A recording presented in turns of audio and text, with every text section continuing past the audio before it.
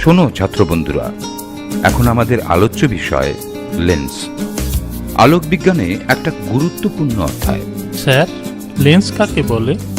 দুটি গলীয় বা একটি গলীয় এবং একটি সমতল দ্বারা সীমাবদ্ধ কোনো স্বচ্ছ প্রতিসারক মাধ্যমের অংশকে লেন্স বলে।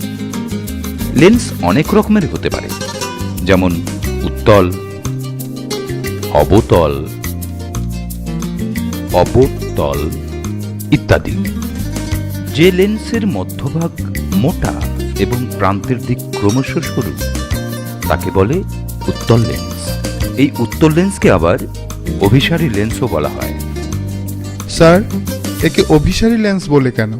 কারণ বায়ু মাধ্যমে অবস্থিত কোনো আলোক উৎস থেকে উত্তল লেন্সের ওপর সমান্তরাল রশ্মিগুচ্ছ আপতিত হলে প্রতিসরণের পর অভিসারী রশ্মিগুচ্ছে পরিণত হয়।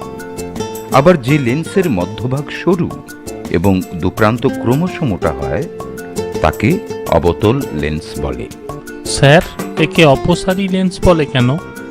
কারণ বায়ু মাধ্যমে অবস্থিত কোনো আলোক উৎস থেকে অবতল লেন্সের ওপর সমান্তরাল আলোক রশ্মিগুচ্ছ আপতিত হলে প্রতিসরণের পর অপসারী রশ্মিগুচ্ছে পরিণত হয়।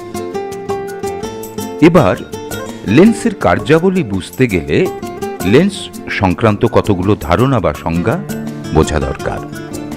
যেমন বক্রতা কেন্দ্র।